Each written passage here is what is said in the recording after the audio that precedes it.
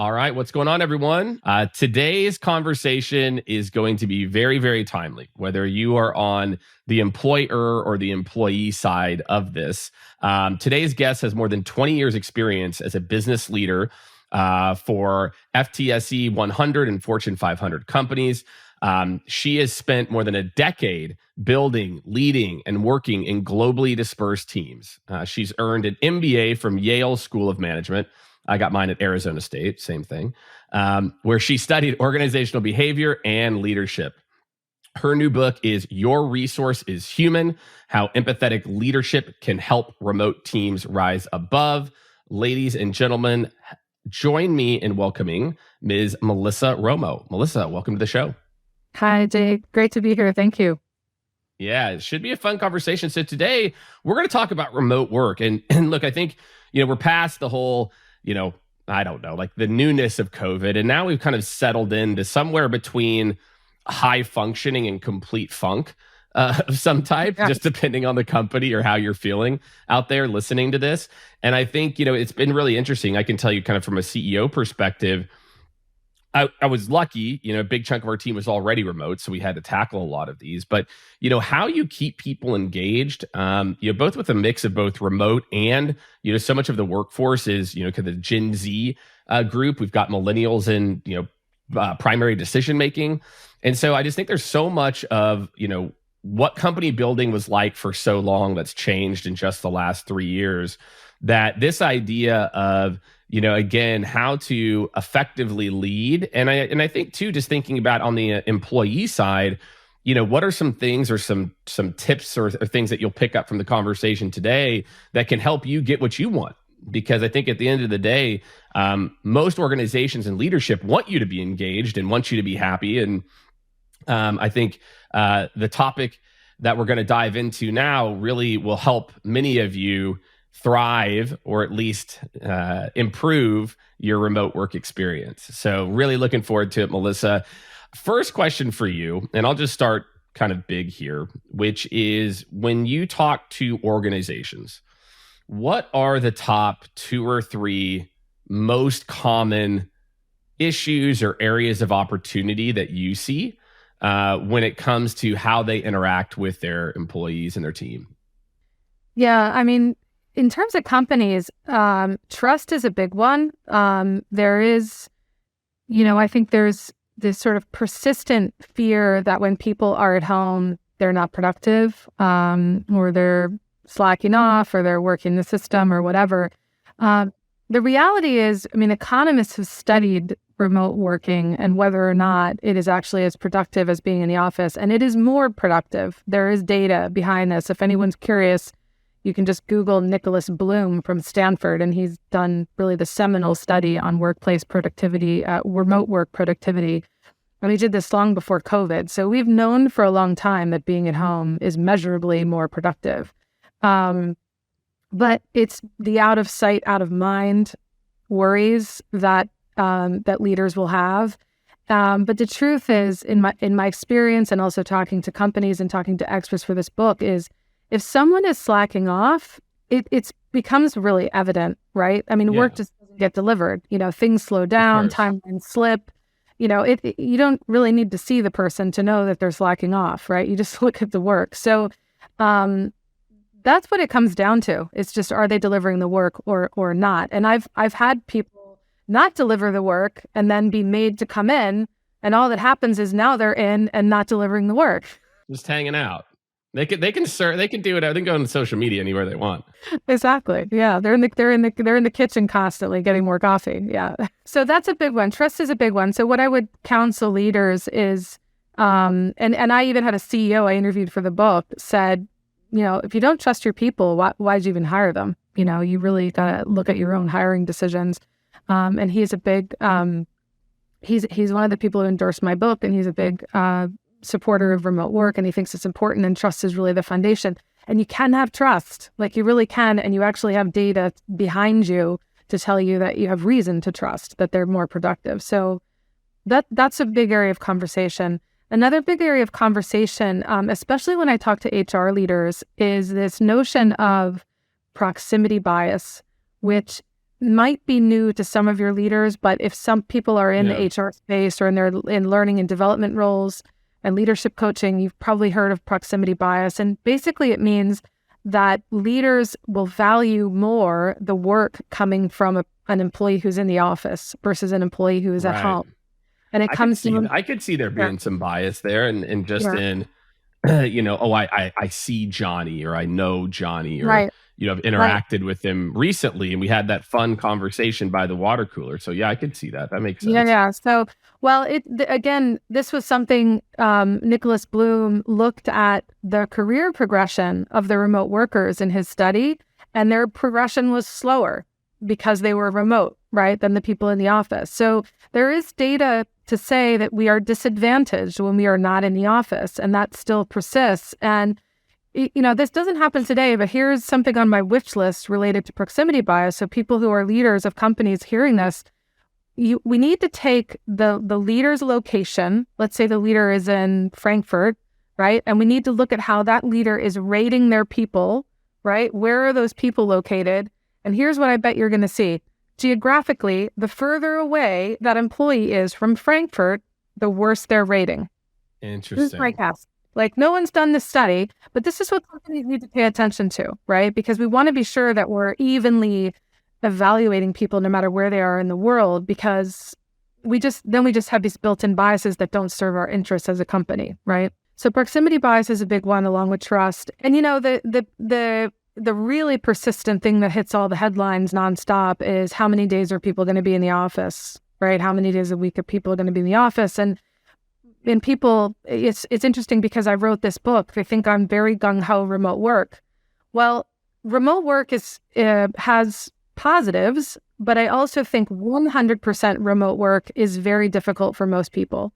100% remote work, not being in the office at all, is not something I would advise. It is, and part of the reason I'm saying that is because that has been what I've been doing since 2017, because I work for a British company and I'm in New York, and I am 5 days a week in my apartment. And most people look at me and go, gosh, you're so lucky, you don't have to go into an office. But I miss that community, right, of colleagues. I don't get to have that community of colleagues, and it's not something I would choose.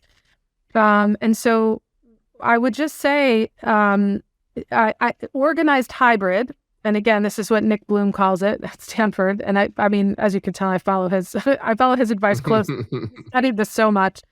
Organized hybrid is a really good model. Organized hybrid means decide a day or 2 or 3 when everyone comes in. And when I say everyone, I mean a group of people that have sort of obvious collaboration needs. Correct. Right? And that when you go on Tuesday, you're going to be in the office with people that have similar collaboration needs as you, and it's organized. Disorganized hybrid is what's happening in many places, where I'm going on Tuesday, but the person I really need to meet with isn't coming until Thursday, and it's just really disorganized. It's worth organizing it, and it's really worth, now I'm speaking to the remote workers about this. If they don't like that they're being asked to come in, I would ask them to think about the people who are new to the company, right? The people who just got hired and are trying to get a read on the culture and are trying to build a network in the company. You want to go into the office for those people. Those people need you, right? They can't go into the office alone and build a network alone, right? They need you to show up. So that's important. So I think a lot of people are reacting to the hybrid, mandates or whatever you want to call them with some rancor, but there are good reasons, right, to be in the office some of the time. No, that's exactly right. And you hit it on the head. I would say the most common sin that I see companies make is if people are coming, like you said, they have to be complimentary when they're coming in the office, and you don't book a bunch of meetings with other people that you could be doing on Zoom when you come in the office. I cannot tell you how many clients that we see or organizations, they mandate 2 or 3 days, and the people are on Zoom with the people who aren't in the office. Yeah, it doesn't make sense, but it is not easy when you're in a global multinational company. I mean, I'm in a multinational company, and the reality is, Jake, that most of my team, while they're in the UK, they're working with people all over the world I don't want them sitting in traffic when I need them talking to someone in San Jose, right? Or Atlanta or wherever it is. I can't afford for them to be commuting because and if you think about the time difference, right? Someone in London commuting at like 6 p.m. in London, that's prime time to be talking to a colleague in San Jose. So I really can't afford them to do that. So the other thing companies need to look at is the reality of their business operating model. And if their business operating model is global, that's a good thing, by the way, because that means they're having an impact over a broader area of the market, and that's what they want. And hopefully that's enabling efficiencies. So rather than having 10 countries and you have 10 different people in every country doing the exact same job, you have one person or two people globally who are doing that job. So it creates efficiencies, but you have to just own up to the fact that that means these people are going to work asynchronous hours. They're going to work a non-traditional schedule. You need them to be talking to people all over the world. And guess what? They have to do that on Zoom. And so when you ask them to come in, but still run a global business, that's in conflict, right? And I think a lot of multinational companies are not fully facing that right now. That we can't have an operating model and then that requires Zoom all the time and then ask people to go in and not be on Zoom. Right. Yeah, I think it can be difficult. I think you just want to try to, at least like you said, you want to try to coordinate as much as possible and at least have some semblance of a plan. Yeah. Versus just go in 2 days or 3 days a week and figure it out. Yeah. But the book is a lot about, empathetic leadership. It's in the title. And again, like emotions and behaviors and isolation and those types of things. So in the book, you have these kind of 5 unspoken remote work emotions. Can you talk a little bit about what those are and why they happen? Yeah. So I was really reluctant to start the book with these 5 remote work pitfalls because they don't sound great. So they're boredom, depression, paranoia, loneliness, and guilt, right? These are really heavy. And so when I wrote the outline for the publisher, I said, I don't think I should start the book this way. And she's like, well, if that's what you have to tell people, then that's what you should do and just be upfront about it. So those are the first 5 chapters of the book. And everything I'm saying about those 5 emotions is backed up by interviews I did with experts and by research. And I tried to find the broadest research I could. So studies with thousands of people all over the world. So I'm a historian, just as a hobby, I guess you call it, but I have a history degree. Research is a very important component of my writing. And so I did a lot of research around these 5 emotions. And here's what I found out.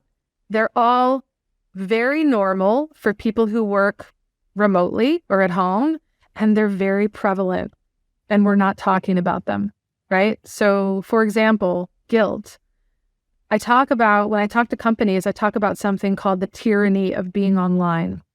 And the tyranny of being online is that you are worried that your boss will see your computer say that you are offline, right? Like you don't want your boss to catch you with that yellow check in Teams, right?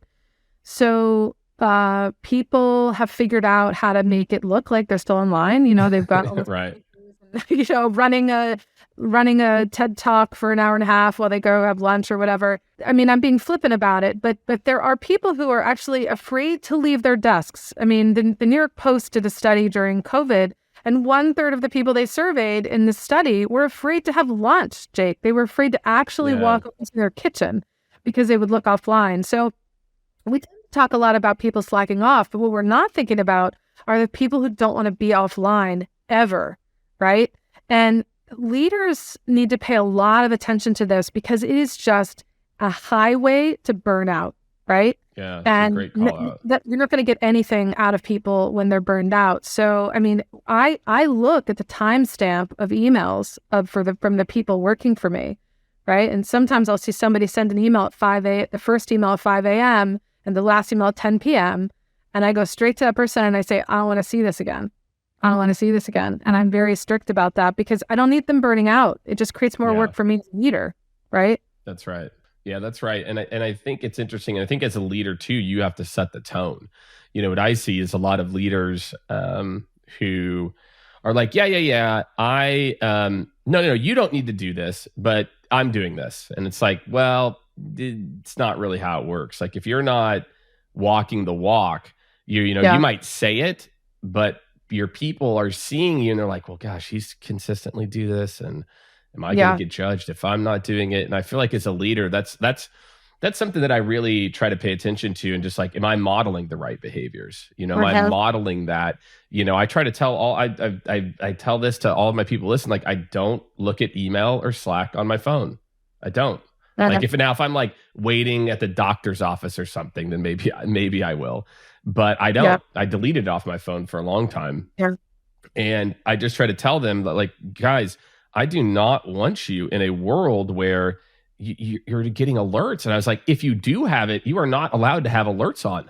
Like Right. you can't try. There's no need for it. There's no need to be always on. Yeah. Yeah. No, that's exactly right. And here's the thing though, is companies can say the right thing and leaders can model the right behavior. It really comes down to the employee having enough self-discipline to turn off. And I have to tell you that a lot of people don't have that, right? A lot of people don't have that. It's just kind of addictive.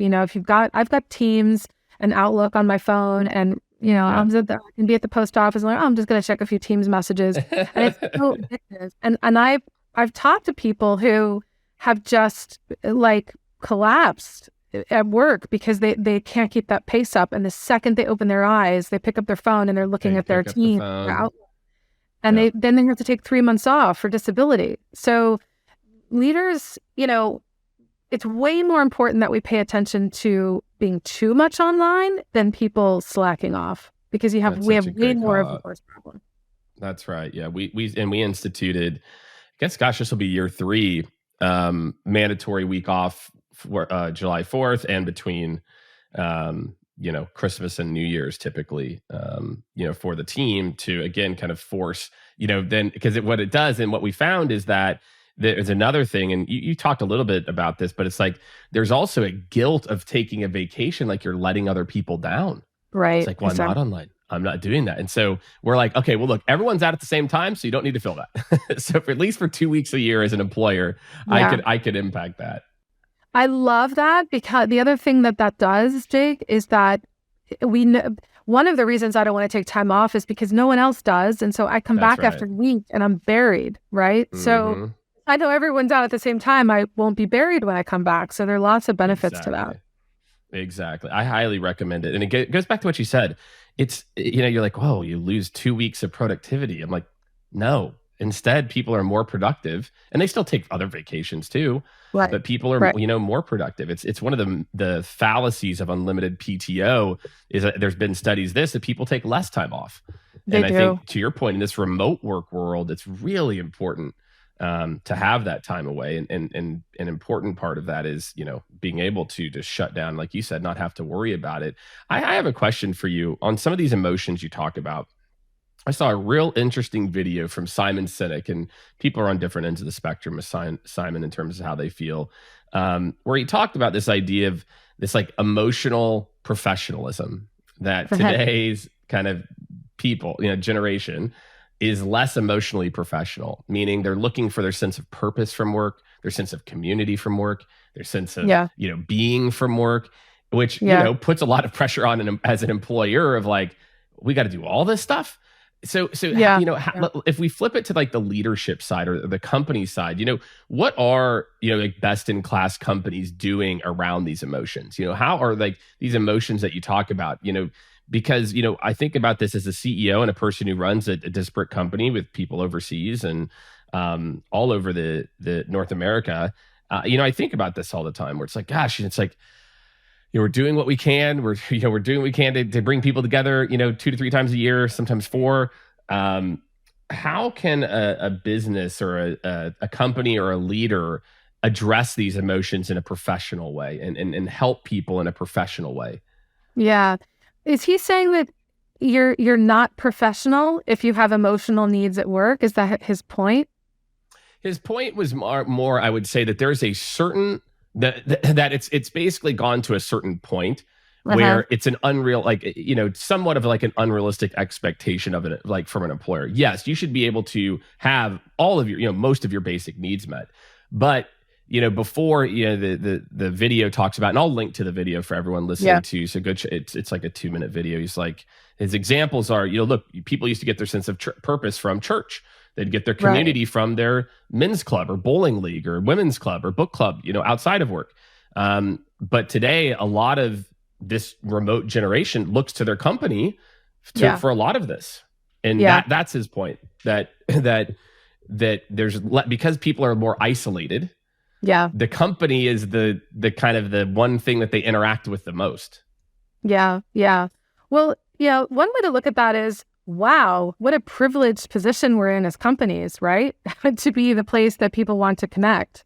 So I see it as a real privileged position, but I'll tell you something about meaning and purpose. So that is one of the leadership behaviors I write about, is bringing meaning into the work and how important it is for leaders to do that. The reason it's important is because of boredom. And boredom is a really tough problem for people who work from home. It's not because they're boring. It's not because the work is boring.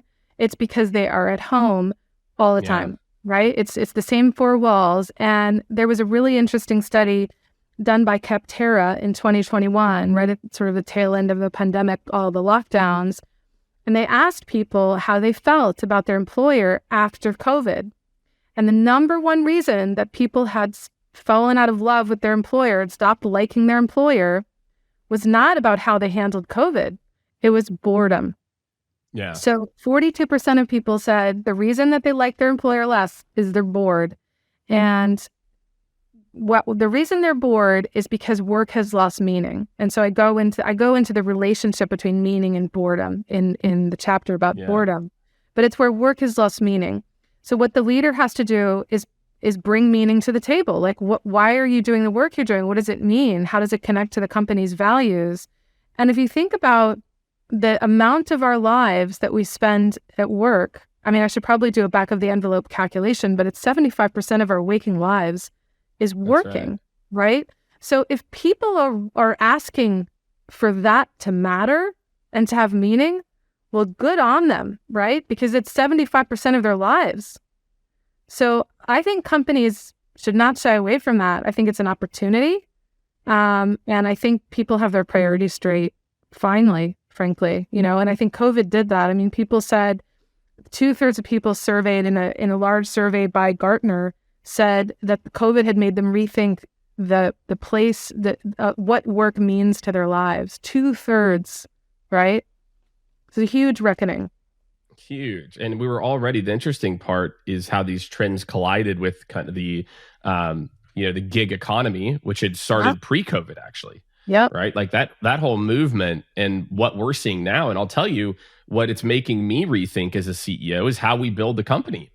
Meaning you have all these different people. I was literally, we use a tool called Donut. I don't know if you've heard familiar. It's a Slack integration tool. It randomly pairs up 4 people we do it every other week. And I was on a Donut with one of the women in our a sales enablement group. And she's turned like full digital nomad. She was in Spain and Portugal, and we're connecting on, she joined the Donut and we're talking about it. And as a CEO, what it's made me realize is that, you have to give people the opportunity. And there's so many like really amazing people that might want this, like, they love the work but maybe they do get bored with what that job is, even if there is meaning.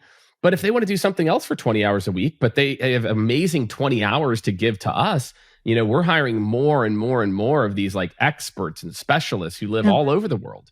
Yeah. And I feel like we're moving to this world where it used to be the mindset was like, also, they have to be full time or they're not going to be engaged. Yeah. And it's like, well, it's not true. It's like these true. are, there's a lot of really good opportunities. And I think as we think about this, and which also adds additional layers of leadership, which is managing people, tons of different culture, right? Than just like you said, this like local bias, which I think is a really fascinating concept. So can you go into some of the other leadership behaviors? Because I think like that's where I feel like there's a lot of value, for folks, and just so everyone knows, the book will be out when this is released. We'll link to it so you all can go check it out. I will definitely check it out as well.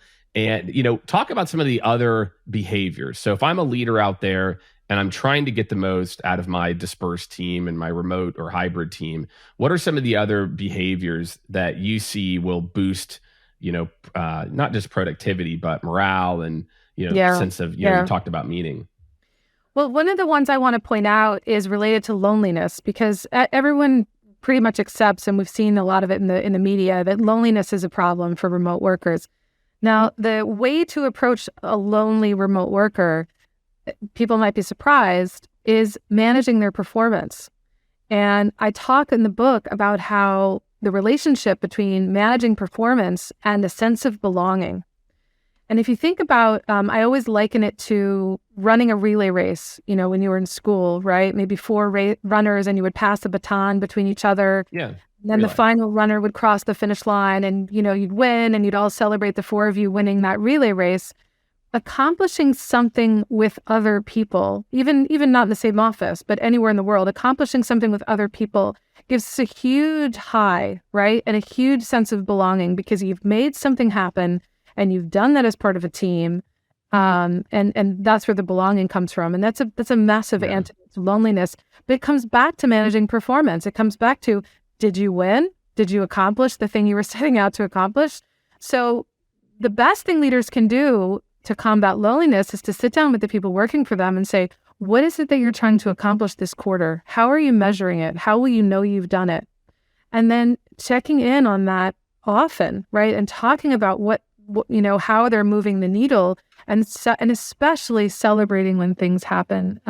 Like we just had something happen in my team where we just really spiked the NPS results with a set of customers who we'd been working really closely with, and the NPS results came back way over our expectation.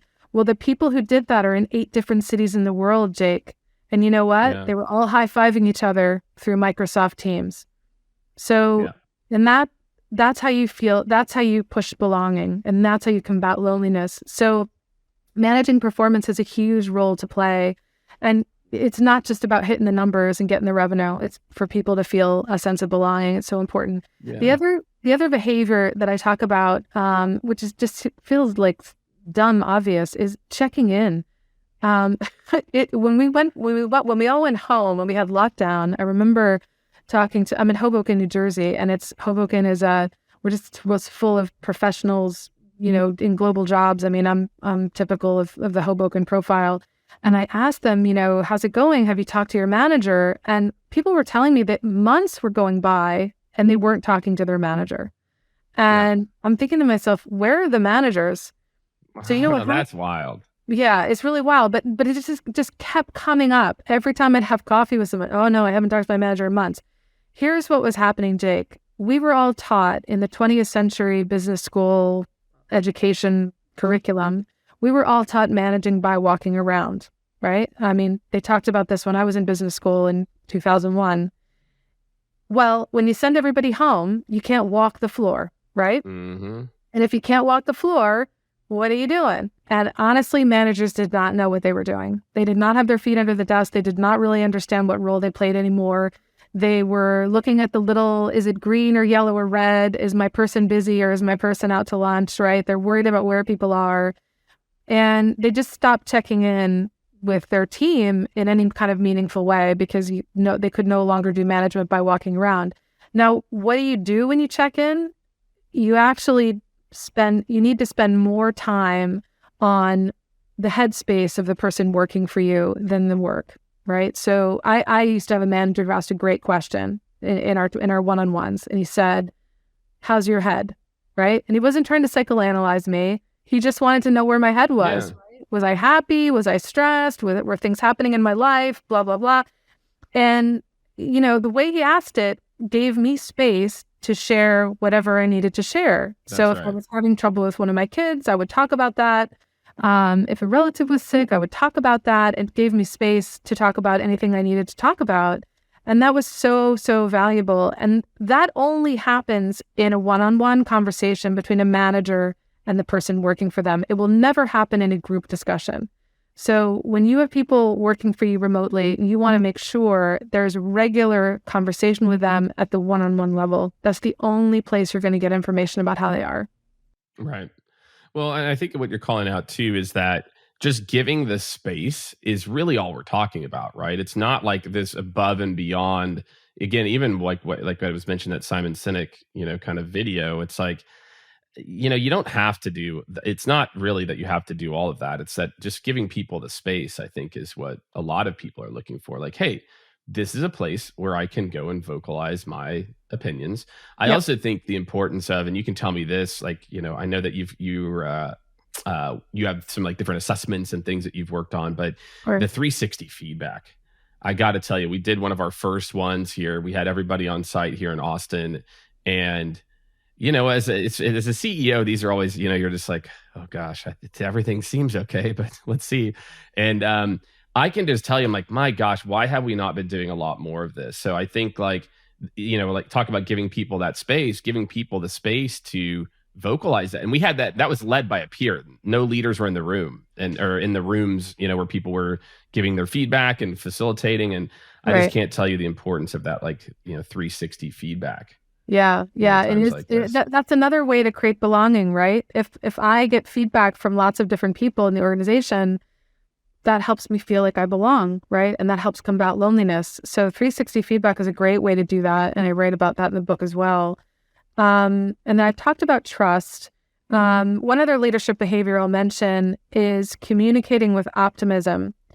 And the reason the reason that's important is because and this is something really personal I write about in the book, but when you're struggling with a life event, right? And I mean like a hard one, right? Like a divorce or a death or a serious medical diagnosis or whatever, when you're struggling with stuff like that and you're at home, you go deep into rumination about your problem, right? Because you're scared and you're worried, and you're trying to find a solution, and you're in shock or whatever it is. So you go deep into rumination, and remote work makes that really possible.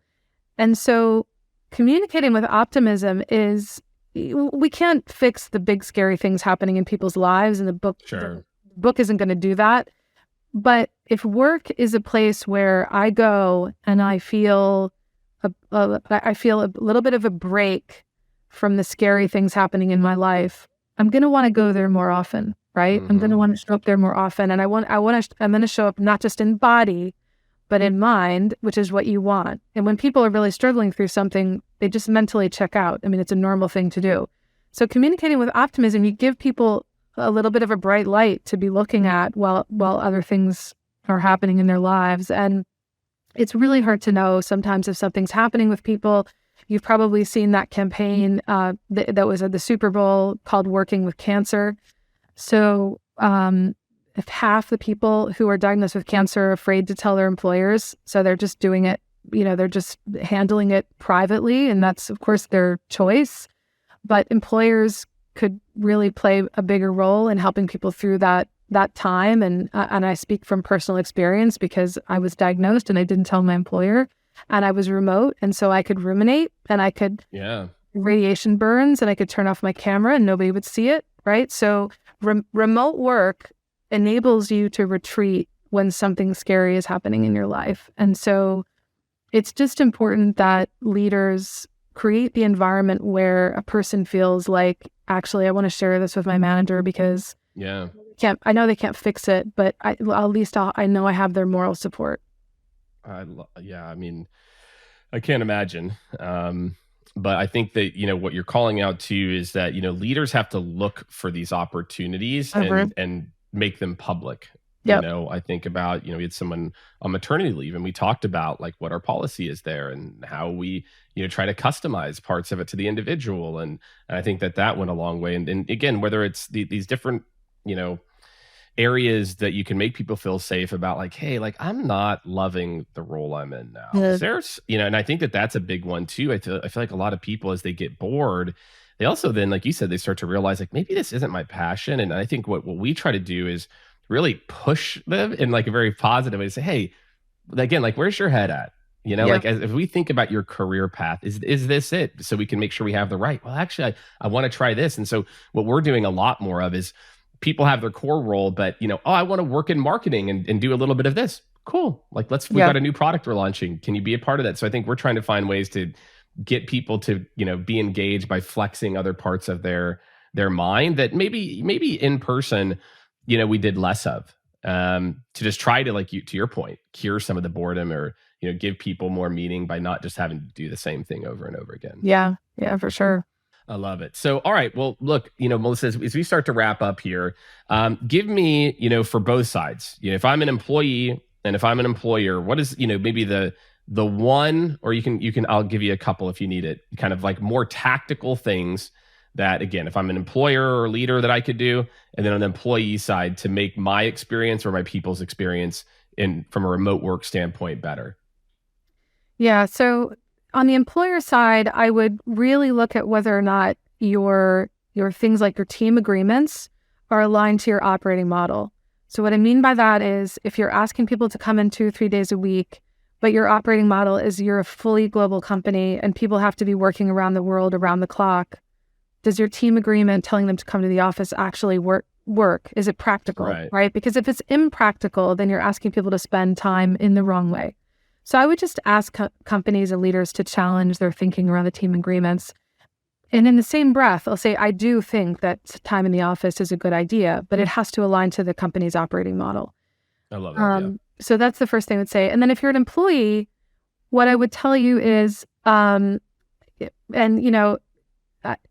whole first half of my book, I wrote for the employee. I wrote for the remote worker because I want the remote worker to read it and go, there's nothing wrong with me if I'm bored. There's nothing wrong. Right. Well, if I feel paranoid, like, these are normal ways to react to remote work, and there's nothing wrong with me. And the book gives you questions to ask yourself and to talk to your leader about. And so I would encourage people who work remotely to engage in a little bit of self-reflection about what they're doing. Why are they answering emails the second they come in, right? Are they afraid to be offline, truly? Because a lot of people are afraid to be offline and don't even realize they're afraid to be offline until you ask them, right? And they're like, oh yeah, that's why. So have some self-reflection and know that the way you're feeling is really normal and there are reasons for it, and talk to your manager about it. I love that. I love it. Yeah. I think that little bit of proactivity into self-reflection is important. And like you said, that, oh, wait, this isn't abnormal. And even for me on the employer side, I think I'm like, oh, good. Like, other people are, other companies are, having to deal with these same things. So, So Melissa, this is great. And we'll link to the book. We'll link to your website and other ways for people to find you and get in touch with you. But I really appreciate the conversation. I think it's something that anybody listening, no matter what side of the conversation you're on, is going to have a tremendous amount of takeaways and ways that they can go and immediately tactically go improve their work experience. So Melissa, thank you so much for joining me today. Thank you, Jake. I've had a great time. Thank you.